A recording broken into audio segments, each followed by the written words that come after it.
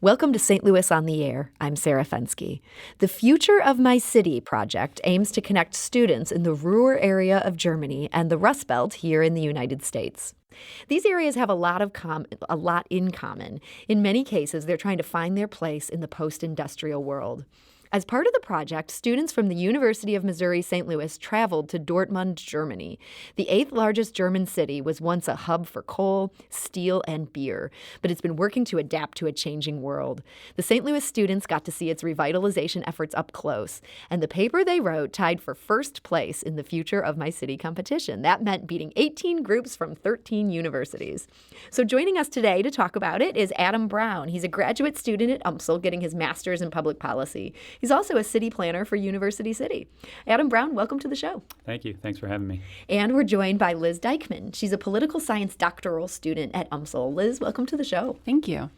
So, Adam, your group's paper was called Clean Walls Equal Higher Rents: Gentrification Debates in Legacy Cities. What were you looking at specifically? So we started off looking at neighborhood change and gentrification, us in St. Louis and the German students in Dortmund, but we started finding that there was a lot of conversation about gentrification and not a lot of clarity about where it was happening, whether it was actually happening.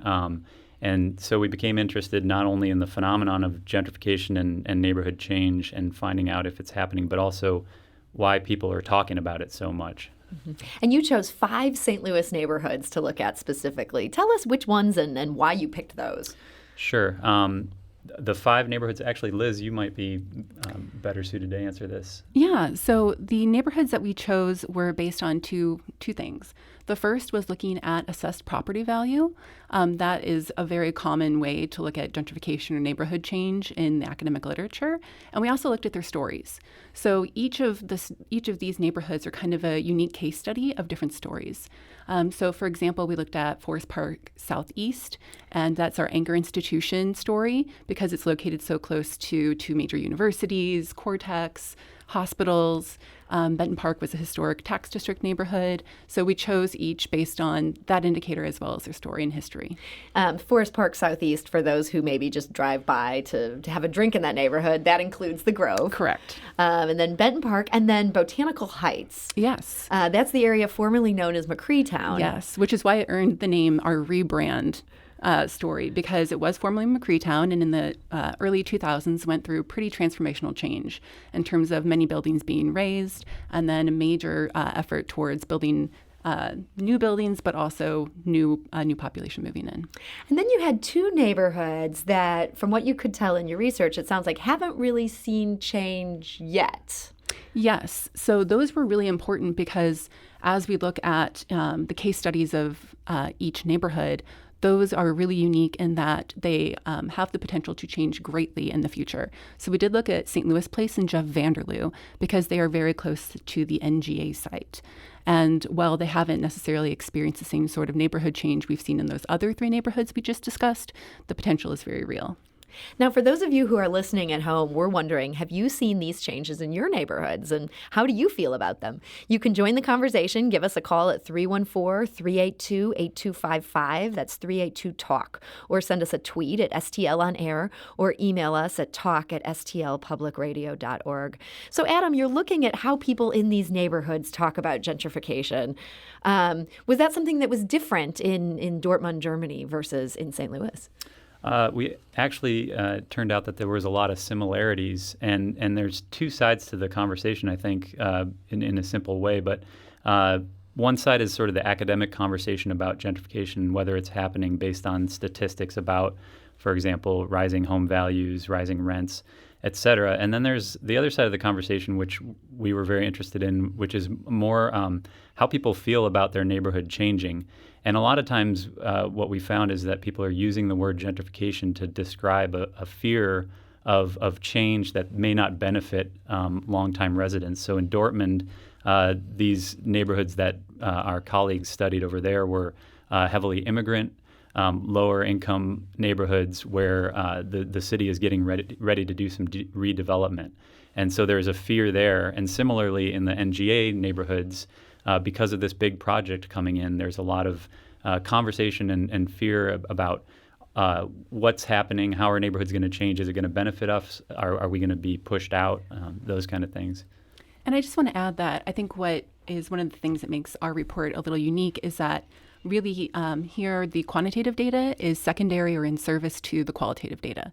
While we are interested in understanding the change that's happening in neighborhoods from a quantitative data standpoint, ultimately what is most important to us is how people perceive these changes. And understanding the difference between what we understand in terms of quantitative data and qualitative data. Mm-hmm. And I know you guys are looking at the idea of people are talking about gentrification, but at the same time, some of the people that you talked to kind of pushed back on that a little bit. They're saying these were neighborhoods that had been doing well. They fell on hard times. In some ways, they're just getting back to where they were originally. Well, I think that's also really unique to St. Louis.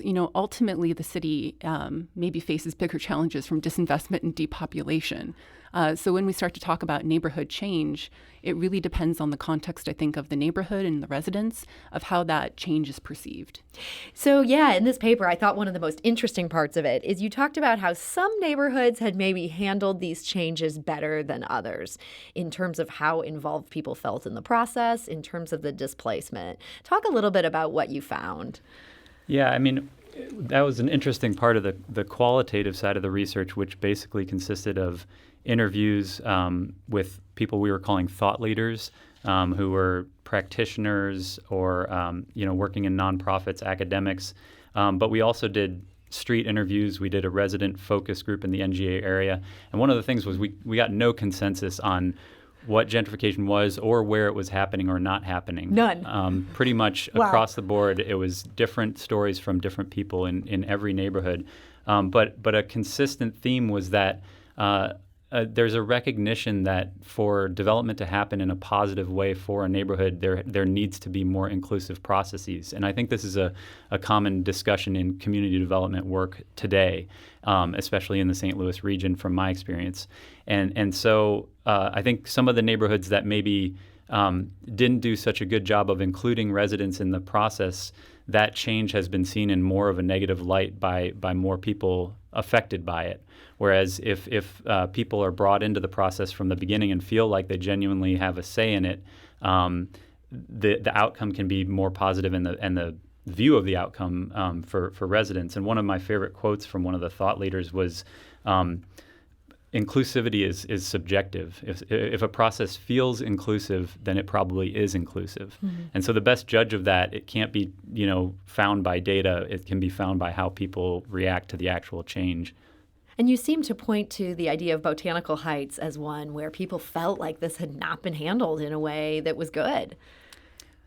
Yeah, we heard. That was one where I think we heard some of the most negative comments about how it was handled and whether it was, sensitive to the residents who were there and what they might have wanted to happen. So there's this agreement that there should be more resident inclusion, there should be more equitable processes. Who should be taking the lead on making sure that happens?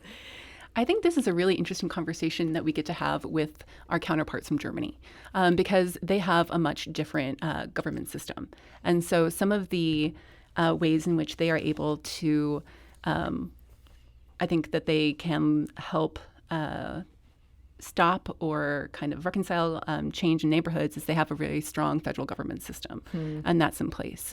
And it seems impossible to imagine our federal government getting involved and saying, okay, we want to make sure that development in St. Louis looks inclusive. But is it something where maybe City Hall could take that leadership? That certainly seems like a good solution. Again, this is where we have an interesting conversation with our German research team in that, they, for example, I believe have something like 45 city planners for their city, and we have substantially fewer here in St. Louis. 45 just in Dortmund? Yes, I believe so. Wow. And Adam, you're working in city planning. How would that compare to what St. Louis has, or even a place like University City where you work? Yeah, well, in University City, we have 2 planners. I mean, we're a smaller community, and I think that our municipal governments face funding challenges, and there's not as much, as many resources to put towards this. An interesting thing when you're talking about, government involvement, I think I was talking with our professor, Todd Swanstrom, about he worked in the 70s in community development, and there was a lot of attention on neighborhoods, and there was a lot of federal money that was being directed directly to neighborhood organizations to try and build capacity and inclusion of those residents, and that has since dried up to a large degree. But so we've seen models of it in the U.S. in the past, and I think some more affluent cities and some more progressive cities like Seattle and Portland are actually building in policies that are meant to include residents who typically aren't included in the process. So I think there are still models out there, but seeing our German counterparts and how much resources and funding there is for those processes. For example, each of these neighborhoods that we visited that are potentially going to see development have a government-paid position that's a liaison between the neighborhood and the government. So they recognize that need for clear communication, and they take active steps and put resources towards that. In St. Louis Place and Jeff Vanderloo, which are getting this big NGA project, do you get the sense there's anybody who's been tapped to play that role, or is that just not a part of what you witnessed that's underhand there? I don't know, and one of our co-students, our colleagues, is former teacher at Vashon High School, and he has a lot of thoughts about that. And he actually organized the community focus group that we did with residents of that area. And from the perspective we got from them, the answer was no. There was not enough outreach and not enough inclusion. I know that there are people working to do that kind of work, but I'm not as familiar with it. Yeah. So in terms of this trip to Germany and the research project that you worked on, what's sort of the one thing that you're taking away from this that you feel like could be super helpful to St. Louis going forward? I think one of the big takeaways for me is probably the commonality.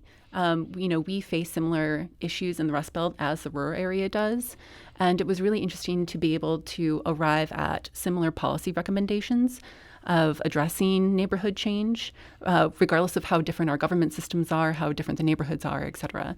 And as Adam mentioned, there are a couple of things that I feel like are happening in Dortmund that I'm very interested in how they could translate to St. Louis.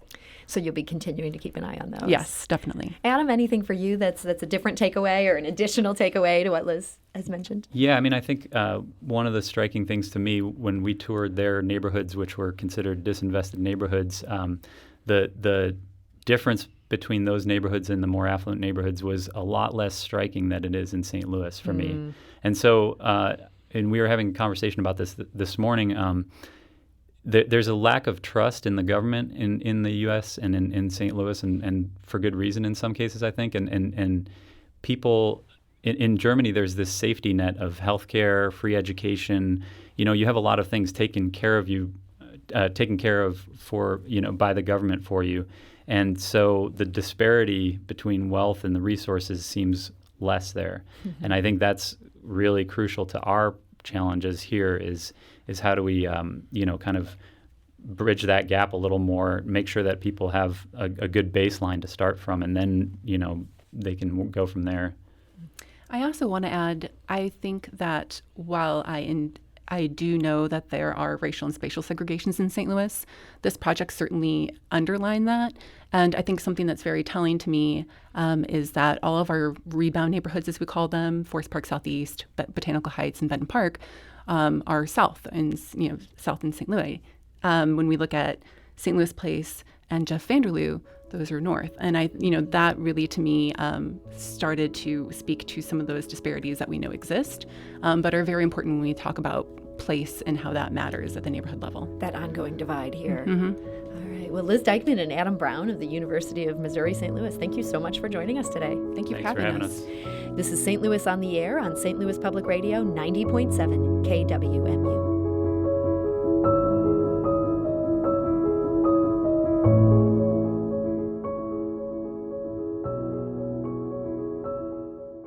Support comes from the Missouri Forest Products Association.